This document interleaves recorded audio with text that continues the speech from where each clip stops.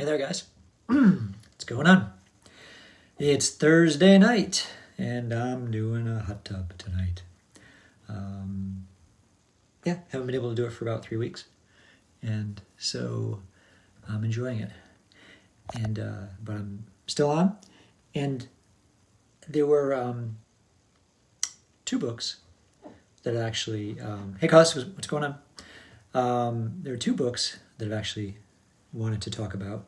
Usually I just do one, but one is really timely in that it's affecting my life right now. And the other one is just a book that my friend gave me, Eileen. Thank you, Eileen. And that's actually really, really good too, because it talks about feelings. So I'll do the first one first, and I'll have how I'm going to do this because I only have 2 hands. But, oops, let me say, just give me a second here. I just got to make sure that I don't drop the books in the water because that would be really bad. Almost. Okay. So an attempt to not drop the book in the water. Sorry if you can't see me. Rubber ducky, yes. Rubber ducky's right here. Rubber ducky, you're the one. We'll plop him in a second. So this is from that book that I like, that little book called How to Love. And I did something with it last night. And this is about saying no. And this is really, I'm going to read it first, and I'll just kind of tell you my perspective and how I'm finding this very valuable and truthful in my life right now with my 18-year-old. So loving someone doesn't mean saying yes to whatever the other person wants. The basis of loving someone else is to know yourself and to know that what you need. And then he gives an example. I know a woman who suffered very much because she couldn't say no. From the time she was young, whenever a man asked her for something, she felt she had to say yes, even when she didn't want to. He goes on to say, it's important that loving another person doesn't take priority over listening to yourself and knowing what you need. Okay, so I'm going to put the book down. So, yeah, that's really, really important.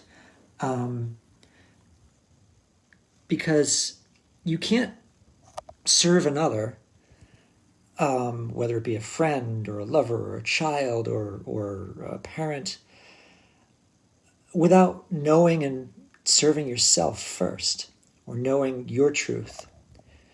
And I used to think that was kind of selfish, right? Because we're taught, oh, well, give, and put others above yourself. No, don't put others above yourself. Because if you put others above yourself, in practicality, what you'll end up doing is putting yourself below them. Is that the same thing? No, it's not, is it?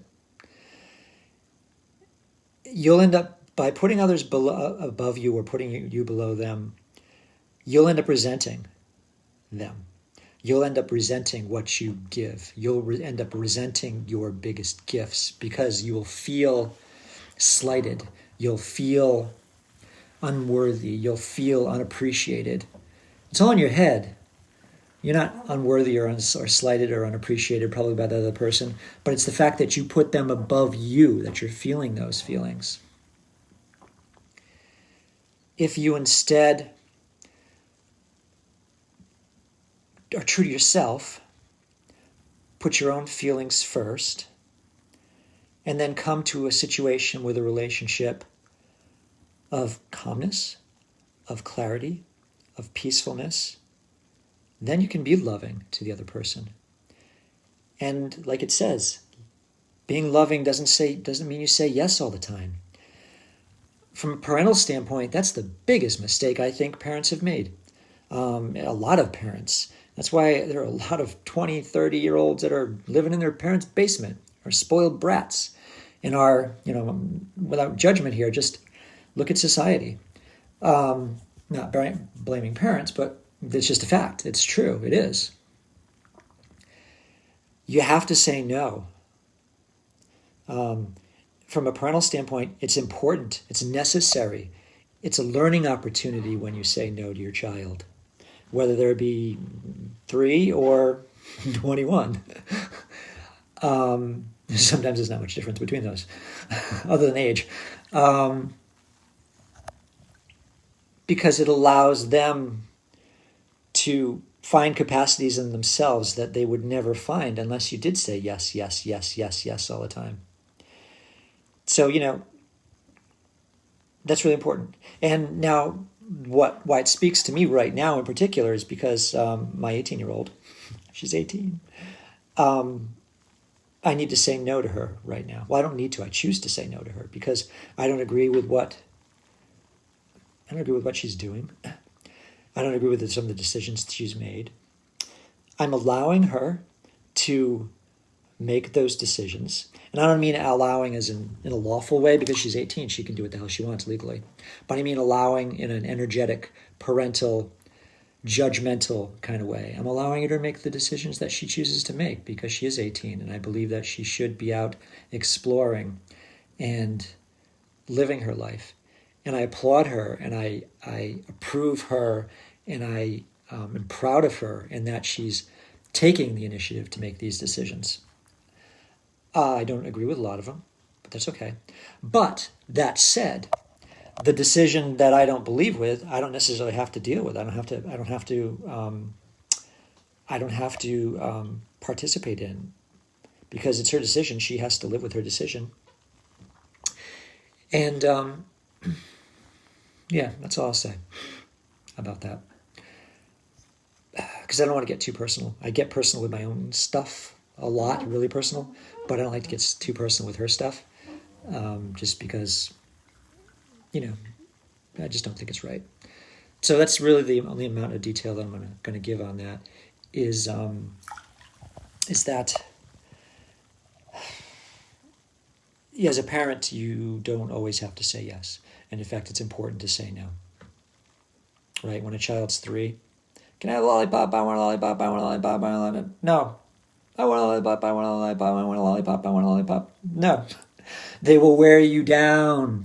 They will try to wear you down. They're designed to wear you down. They're needy, self-centered creatures. And if you give in, you're just setting up yourself for a lifetime of giving in and a lifetime of whining and crying. And I want this, I want this, I want this. So start it now when they're young in a loving way. It's loving to say no. Because you don't want to get into a situation where you're 16, 17, 18, whatever it is, and they're ruling you. And they will. They will take control because that's what we tend to do if we're not taught not to, if we're allowed to when we're younger. It just gets bigger and bigger, and the wants and the needs get bigger and bigger, and the spoiled aspect gets bigger and bigger. When they were 3, it was a lollipop, and when they're 16, it's a car. So saying no is really, really important. So that's the first one. And the second one I really, really liked. And this is the book that my friend Eileen gave to me just recently. And this is going to be tough here. This is a big one. I don't want to drop this book. So we're going to do it this way. So this book is daily thoughts and actually little meditations you can do. It reminds me the style of something I read a long time ago, I still have, is the Course in Miracles. It's not the same material, but it's a little bit of the same feeling to it. So anyway, March 26th, which is today, it says, feeling your feelings. And this is a topic I cover all of the time. And this is something that I deal with all of the time, trying to feel my own feelings. That's why I talk about it. That's why I teach it. We teach what we need. So any of you prospective coaches out there and any type of talent or anything, if you pull clients in, you will teach them, you'll end up teaching them what you need yourself. Just be aware of that.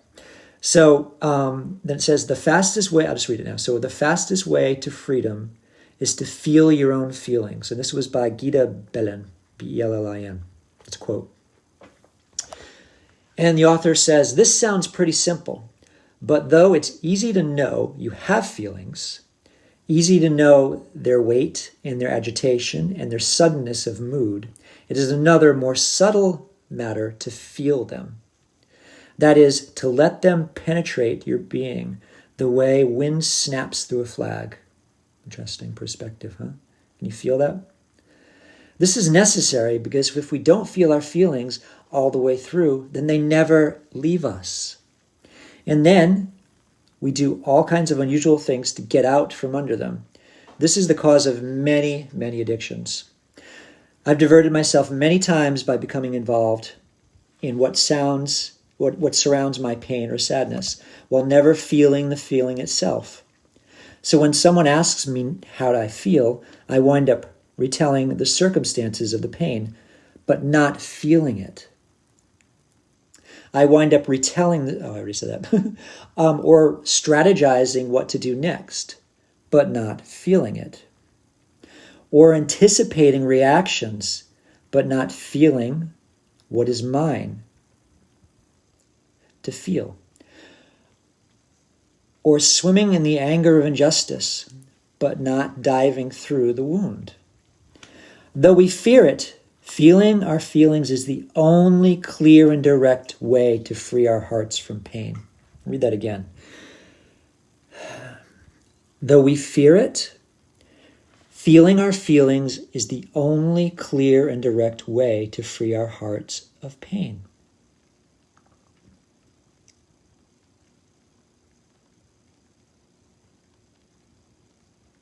That's so true. That is so true. That's why I'm reading this book. So the second book is where I have my challenges. Feeling feelings. For the longest time, for my life, actually, until probably recently, I never thought I had feelings. Or even when I was a kid, I pushed those feelings down so far. I used to pretend I was Mr. Spock in Star Trek because he was logical captain. And robots because they had no feelings.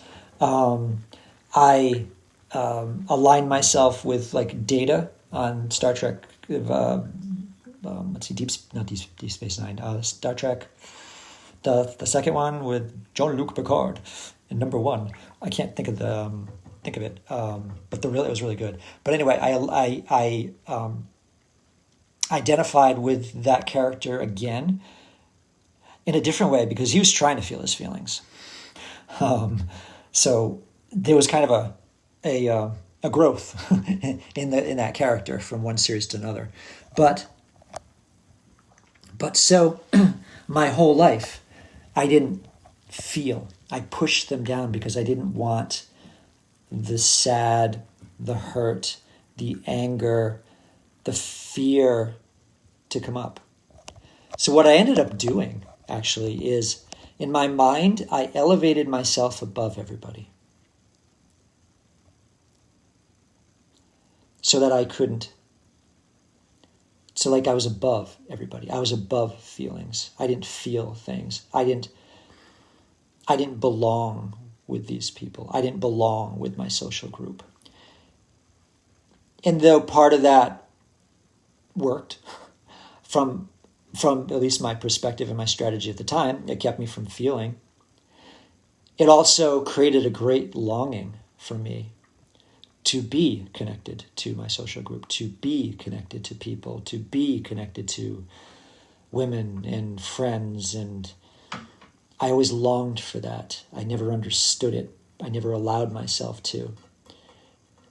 So the strategy worked of pushing down my feelings, my sad, angry, guiltful is really interesting because how can a child be guiltful? They haven't done anything. But guiltful, many people feel guilt from their childhood, things that happened to them that they had absolutely no control of. Yet we still feel that guilt.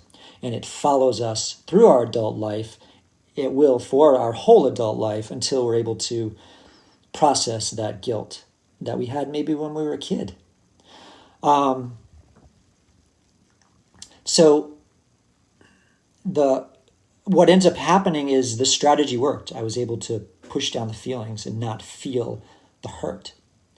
But what I didn't realize, and came to me much later, after a divorce, after such great turmoil in my life, such pain, because I was pushing down, even though I was pushing down the feelings, there was still pain.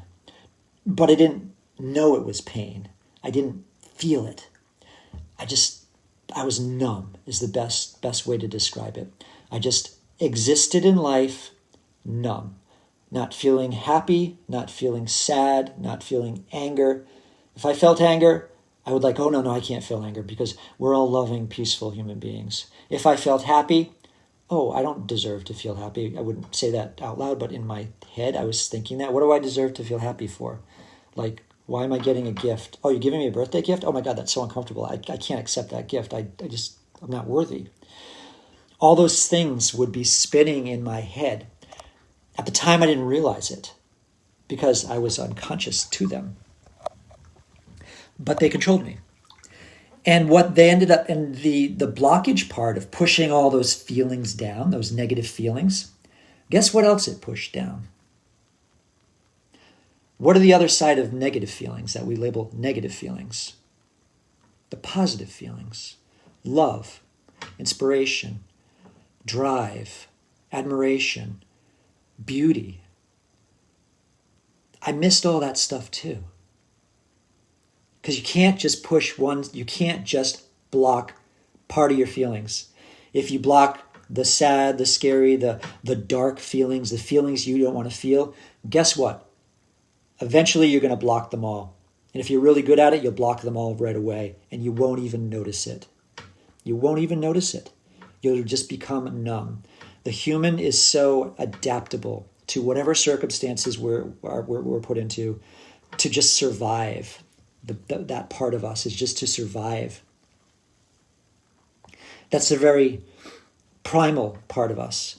But that's what keeps us alive in those states, is just to exist. And it was just going to work, collecting my paycheck, paying, I had some toys. I had a yacht. I had a Porsche. I had a nice house. But those are just things. Those are just empty things to fill the void in the longing for love and caring and compassion and being needed. I desperately felt I needed to be needed and accepted. So not until I learned to put little holes in that barrier did I start to experience little glimpses of joy. Just little glimpses of love. Little glimpses of kind of maybe liking myself a little bit. And over time, with action, talk about the FAB, with action, I would slowly punch maybe some more holes in that barrier. Maybe some would fill up. There's an advancement and a retreat kind of thing that goes on in anything we try in life, anything new. We advance a little bit. That didn't feel good. I got hurt. We'll kind of retreat, advance, retreat. So that went on for quite a while until I punched more holes and even more holes and even more holes. And now I'm to the point where I'd say most of the holes are punched. The barrier is kind of maybe there sometimes, but sometimes it's totally, totally gone. And I can feel love. I can feel compassion. I can feel drive. I can love myself. And this is the first time in my life that I can say, I don't just sort of like myself and I'm kind of okay. I love myself. I'm a good guy. I'm a nice guy. I really, I am. And I help people and I love people and I do good things in life and I don't hurt people, and there's so much good about me. And it came from my past. The experiences in my past created who I am today.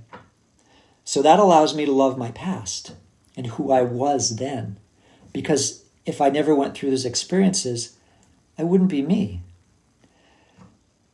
It's an ongoing process to bring down barriers or poke holes in those barriers. But as you do it, it really totally reminds me of the whole Matrix movie, where he takes the pill, the red pill, the black pill, and he takes the pill of being out of in consciousness versus unconscious. It's not as abrupt and jarring as like, boom, you're in it, and okay, wow. No, it's subtle. It's subtle and it's deceptive, because your old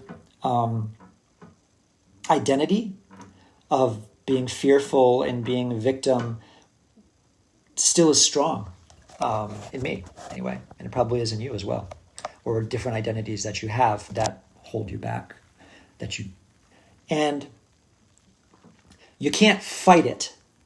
You can't push it down, because like if you say, oh my God, I was a victim and I don't want to be a victim anymore, so I'm going to stop being a victim. No more am I going to be a victim. So guess what? I'm going to push it down.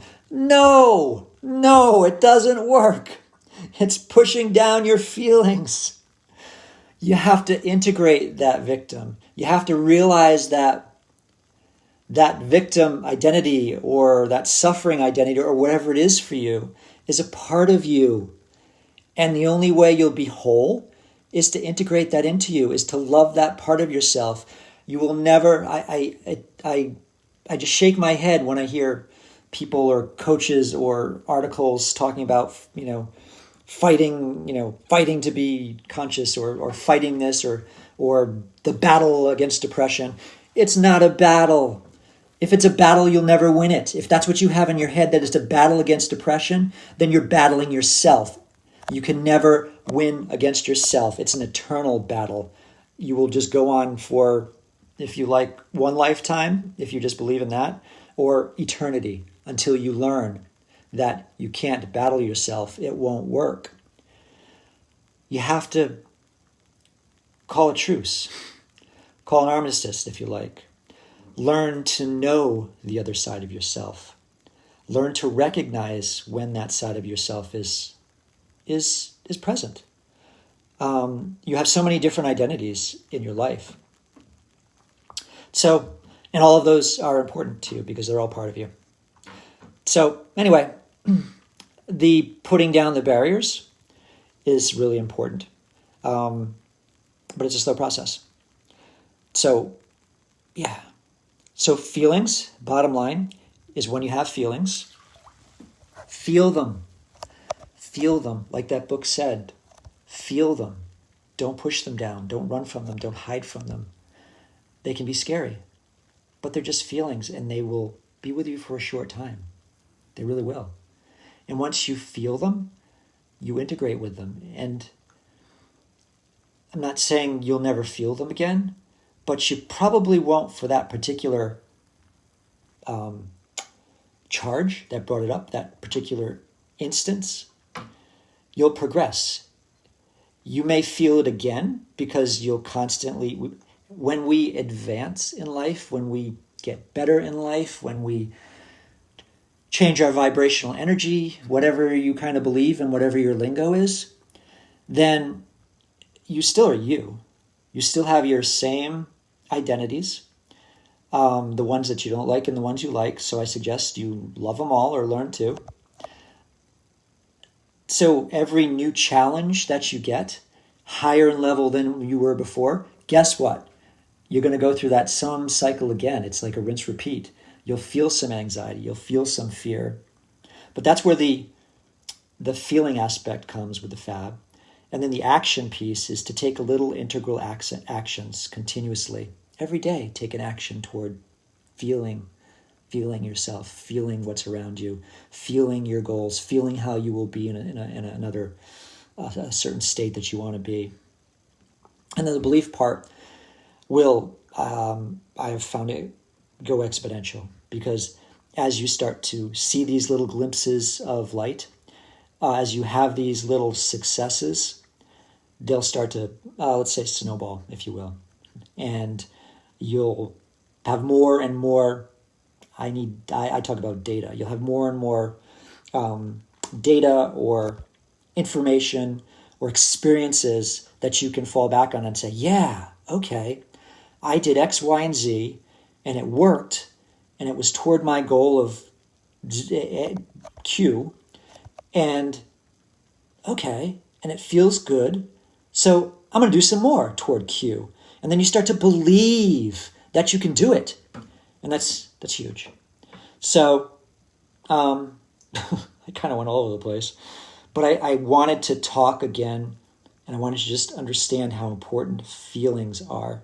You're never, ever going through to get through your blocks of anxiety or depression, or because, to be honest with you, because you shouldn't. You don't have to get through anxiety or depression. Anxiety is just a natural thing in you. It's just overactive when you're always anxious. But there's a place for it. You're walking down a street, dark alley, and there's some shady characters. You should be anxious. You're going to feel anxious. It's a good thing. It keeps you safe. The problem is when it's overactive continuously, and our mind gets into that state, the neurochemicals that are produced mess up the body. They don't allow the body to heal itself because you're always in the fight or flight mode. So it is a part of you, again, that anxiety. The fear is the same thing. It's just a higher level of anxiety. I would say a higher level of anxiety. So you still need it. So you can't just reject it and say, I will never have fear or anxiety again. Yeah, you will. You're just kidding yourself. Never, ever going to go away. It sure is going to lessen a lot. And you're not going to have it as often. It's not going to be triggered as often. But you're going to have it. Especially as you progress, as you get better, as you challenge yourself. If you keep challenging yourself in life, it's going to come up again. It's natural. So to recognize it, not push it down, recognize it that you're going to have it. It's not a bad thing. It's part of you. It's necessary. It has purpose. And then feel through it. Feel what it's trying to teach you, because it has a message for you. There's a learning there. Anytime we advance into something that's uncomfortable and we don't retreat, we advance. We don't have to go, blindly into it and, fall off a cliff, but we can cautiously advance and feel what it feels like and just kind of sit there for a little while with it, perform some actions in that space. Oh, okay. Yeah, okay, that kind of worked. That feels pretty good. Okay. So then you advance a little bit more into that uncomfortableness. So the uncomfortableness that you felt before, that situation that you were nervous about, hey, I got this. I'm no longer nervous about that. That's cool. The same thing is going to happen with the new experience when you follow that same process. There's a rinse and repeat. So, that's what I got. Feel, act, and believe. Fab! And I'm fabbing in my tub tonight. So if you guys have any comments, questions, things you want me to cover, let me know. Please like this, smile it, heart it, whatever. Give me rainbows. I don't really care. Umbrella too, because rain's not bad either. It brings up flowers. And put hashtag replay if you see this later. Appreciate that. And I'll be back. I am not confident I'm going to do this at 9 o'clock at night on the East Coast. It's kind of late for me. I'm kind of like in bedtime mode.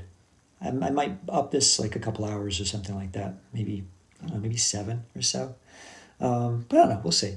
But for now, let's just say for now, today is Thursday. So let's say for now, tomorrow, I will be here again at 9 p.m. Eastern, 6 p.m. Pacific.